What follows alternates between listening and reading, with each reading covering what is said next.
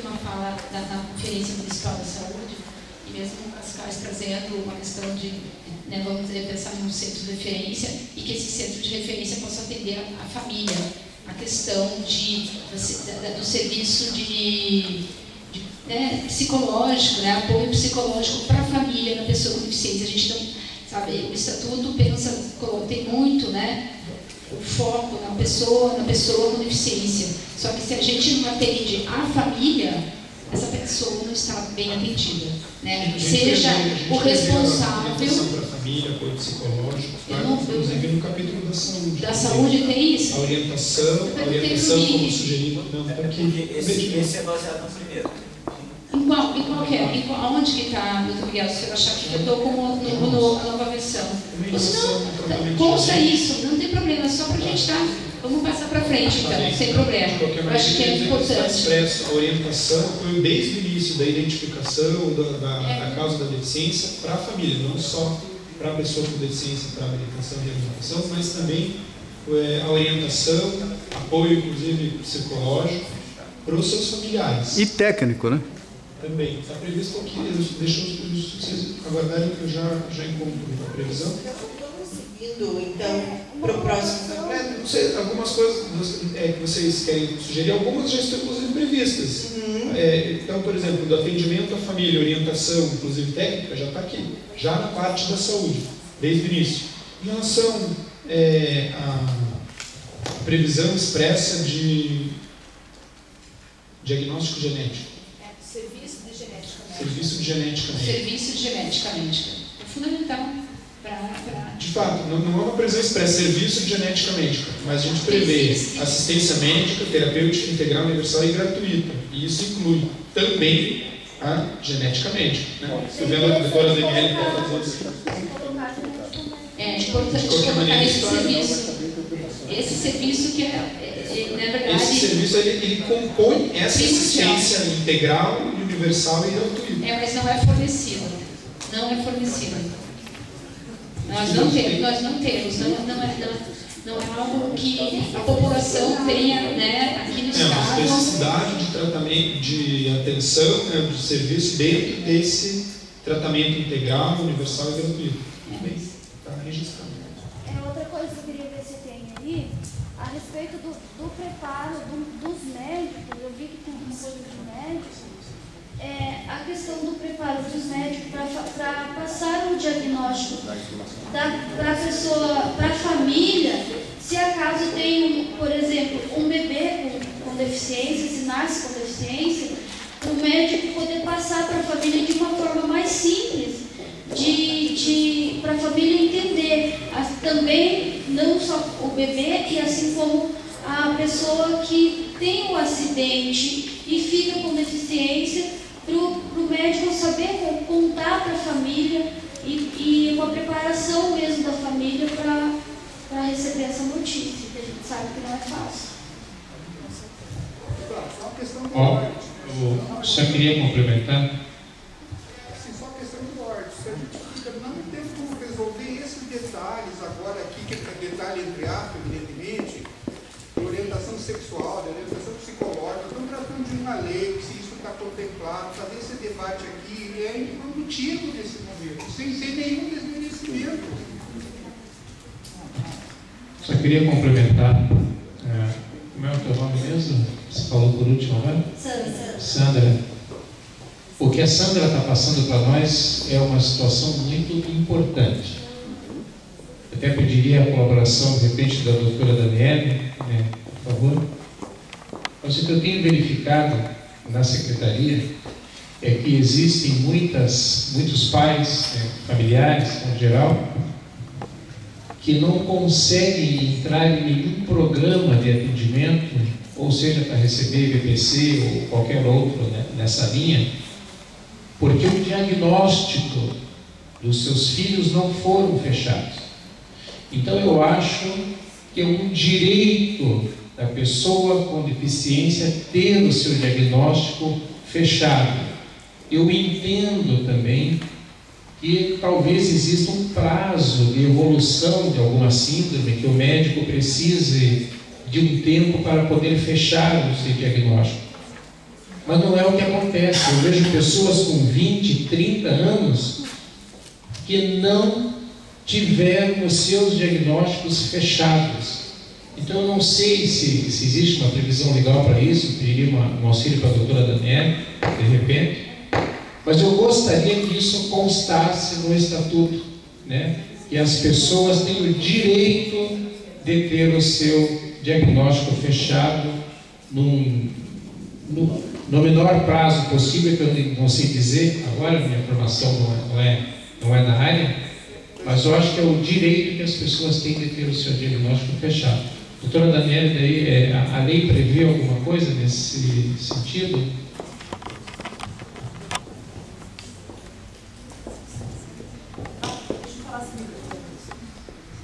Especificamente, essa questão do prazo para um diagnóstico e essa questão do diagnóstico genético não tem uma previsão específica, né? O que a gente tem aqui, achei o artigo que o Miguel estava procurando, a gente tem aqui um artigo que nós conversamos bastante a respeito, que é o artigo 32, que fala que serão obrigatoriamente notificados à Secretaria de Estado de Saúde os casos de nascimento e diagnóstico de pessoas com deficiência, assim como os casos de deficiência adquirida por acidente ou moléstia detectada, né?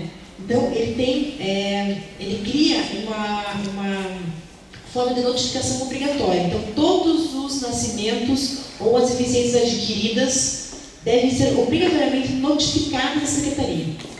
Então, ele diz que tem que ter um diagnóstico, mas não diz no prazo quem que faz. A gente poderia criar aqui, quem sabe um parágrafo, pensando em especificar essa situação para um diagnóstico feito através de um serviço de genética médica, para amparar o que a colega colocou agora há pouco aqui. Podemos pensar numa redação de um parágrafo aqui. E a questão da orientação que foi colocada está no artigo 34, parágrafo 1º. O 34 fala o seguinte: os hospitais e maternidades situados no estado do Paraná prestarão assistência integral aos parturientes e aos bebês em situação de risco. Tal. Aí no parágrafo 1º ele coloca o seguinte: a assistência consistirá basicamente na prestação de informações por escrito ao parturiente ou a quem a represente sobre os cuidados a serem tomados com o recém-nascido por conta da deficiência ou patologia, bem como o fornecimento de listagem das instituições públicas conveniadas e privadas especializadas na assistência à pessoa com deficiência, né? E que os médicos pediatras devem prestar essa assistência. Então, o que se previu aqui foi que, a partir do momento em que diagnosticado, né, uma deficiência, ou nascido, ou de nascimento ou adquirida, que os médicos obrigatoriamente notifiquem a Secretaria Estadual e eles, médicos, já prestem essas primeiras orientações, inclusive com o fornecimento de uma listagem de instituições. O que tem a dificuldade, já, é justamente essas síndromes que não aparecem no diagnóstico do nascimento, que ela vem uma evolução do desenvolvimento da criança. Então, às vezes a criança vai com autismo ou deficiência intelectual. Eu não vou ter um diagnóstico precoce, vai vir lá com 3, 4 anos.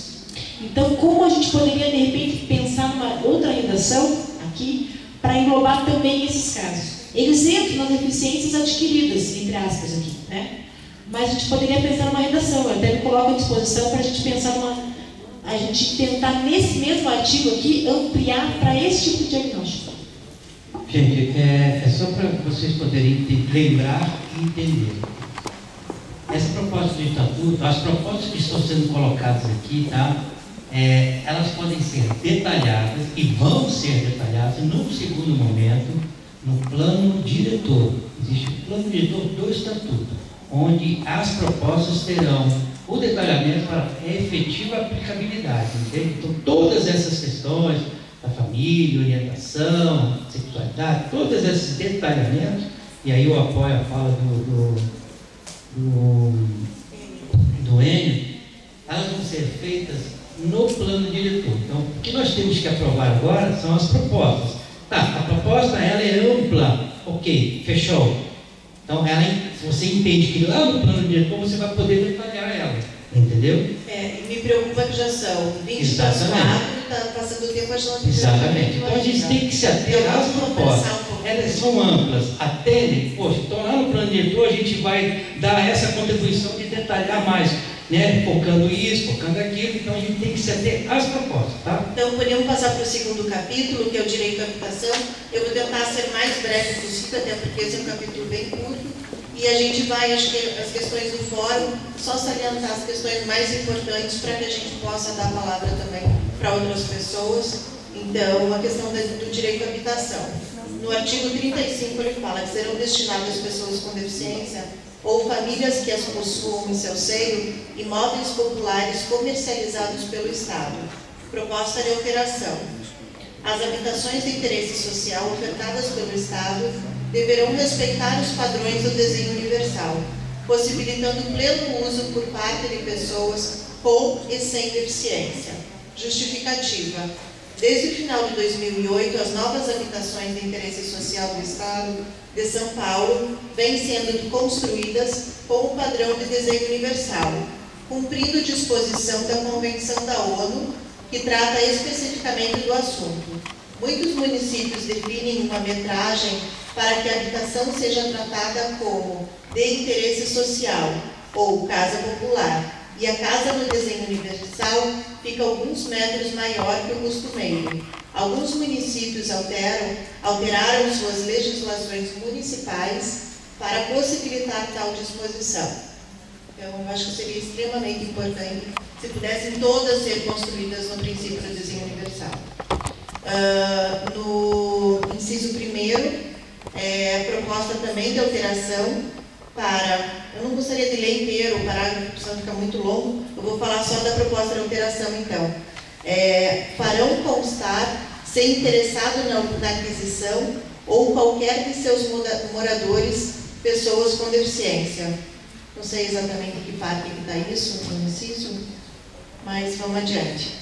No segundo, proposta de alteração do parágrafo 2º. Para disposto no parágrafo anterior, deve ser observado o conceito de pessoa com deficiência contido na Convenção da ONU, além do disposto no artigo 5º do Decreto 5296, que define quem são pessoas com deficiência. E o terceiro é a proposta de supressão desse terceiro parágrafo. Caso seja aceita a aplicação do desenho universal, já não precisa mais desse terceiro. Então, o capítulo do direito à habitação seria isso. Alguém, se quiser fazer alguma colocação, a gente pode passar para o próximo.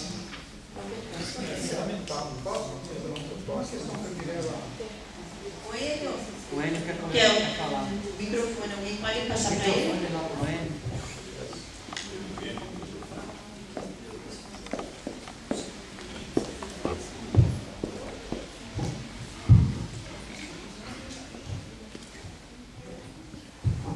Tem uma questão que a Mirella levantou e que eu queria consultar o Miguel, enfim, o Mauro, o pessoal do conselho todo, e que eu acho que mereceria trazer não só para essa audiência, mas para as outras audiências, inclusive, que me parece que é uma questão importante que as audiências podem nos ajudar. Né? Aquilo que eu falei antes, não que essas outras questões, por exemplo, não sejam assim, mas do ponto de vista de pensar uma legislação. Por exemplo, um debate que nós travamos no Conselho, o Estatuto, precisa ou não precisa definir quem é pessoa com deficiência para efeito daquilo que o Estatuto se propõe a defender o direito, né, de uma pessoa com deficiência? O debate no Conselho, por exemplo, não avançou. Não avançou porque o entendimento do Conselho foi que estas definições já estão previstas numa outra legislação superior, por exemplo, no caso do Decreto-Lei 298. Agora, se eu estou estabelecendo uma legislação estadual que vai, entre outros, por exemplo, definir quem é a pessoa com deficiência que tem direito ao passe livre, ou quem é a pessoa que tem direito para efeito de reserva de vaga de concurso público, por exemplo, qual legislação está regulando isso, né? Então, me parece que as audiências deveriam ser, entre outras, oportunidades para a gente avançar nesses debates que são pontos, assim, polêmicos e cruciais do ponto de vista de definição. Por exemplo, na questão do trabalho, o doutor Ricardo Tadeu trouxe alguma coisa, eu sei que o fórum tem alguma coisa também, que são questões, assim, importantíssimo que nós, pessoas com deficiência, sofrem quando vai fazer um concurso, que é a questão do fracionamento das vagas, por exemplo. Então, eu penso que nós poderíamos, nesse momento aqui, e eu trago para a gente refletir, particularmente, eu não disse isso no conselho e repito aqui, embora eu não esteja totalmente convencido, mas me parece que é importante trazer no corpo do Estatuto a definição de quem é pessoa com deficiência para efeito de um determinado direito. Porque a hora que a pessoa recorrer, por exemplo, na justiça, porque teve um direito supostamente negado, qual é a legislação que o advogado, o juiz vai recorrer para poder decidir se aquela pessoa tem ou não tem direito? Outra questão muito importante, eu já falei para a Coab, Coapar, lá para o Ministério das Cidades, lá em São Paulo, agora da TVATEC. Fala-se muito em habitação acessível, mas não fala-se em vias de acesso a essas habitações. O que acontece normalmente na implantação de programas habitacionais? Escolhem-se áreas em periferia, normalmente acidentadas, sem nenhuma condição de acesso. O Decreto 5296 de 2004, a própria NBR 950, estabelece vias de acesso, ruas cujo grade não superem 5% de inclinação. Tá? Então acho que isso o Estatuto tem que contemplar. Não adianta ficar se falando aqui em unidades acessíveis, que é o caso da nossa amiga Terezinha, mora na região lá do Bairro Novo, que a rua de acesso dela, da Rua Tijucas do Sul, que é transversal, para a rua que ela mora, Orizona, existe uma rampa de mais ou menos uns 20% de inclinação. Ninguém prestou atenção nisso quando implantaram o condomínio. Tá? Então essa questão de vias de acesso aos condomínios, sistemas de transporte a esses condomínios, tem que ser pensados, contemplados e exigidos, de acordo com a NBR 950. Eu teria uma questão também. Só queria fazer um esclarecimento. Bem, existe uma questão que afeta principalmente o idoso. Deixa eu só fazer um esclarecimento para ele. A definição de pessoa com deficiência, que ressaltei já desde o início, é aquela trazida pela Convenção, ponto. Pessoa com deficiência, o conceito de deficiência é trazido pela Convenção, não pode ser diferente disso. Eu não posso estabelecer um conceito diferente de pessoa com deficiência que não seja da Convenção, sob pena de ilegalidade. Tá? Para os benefícios, quando isso é necessário, a gente coloca, por exemplo, para ser livre, as pessoas com deficiência que têm renda até 2 salários mínimos. Esses outros critérios, os elementos diversos do conceito de deficiência, esses sim têm que ser trazidos pelo Estatuto. O conceito de deficiência, não. Tá legal? Estou falando só para esclarecer, não estou falando, eu concordo plenamente com o conceito da ONU, mas, por exemplo, lembra do debate no conceito? Visão monocular, como é que fica? O sujeito que não tem 2 dedos da mão e que para efeito ele tem uma deficiência, ele tem ou não tem direito ao passe livre ou a qualquer outra coisa? Então, quanto ao conceito da ONU, não tem nenhuma dúvida, está correto. Correto primeiro porque desloca o problema do indivíduo para a sociedade, para o conjunto da sociedade. Quanto a isso eu não tenho dúvida. A minha questão é aquilo que eu debati no conselho e reitero, nós vamos ter problema a hora que quem opera com o direito diretamente vai ter que definir em determinado momento quem é o sujeito que tem direito para reserva de vaga por um concurso público. Visão monocular, tem direito ou não tem? Aí vai quebrar o pau. Eu quero ver como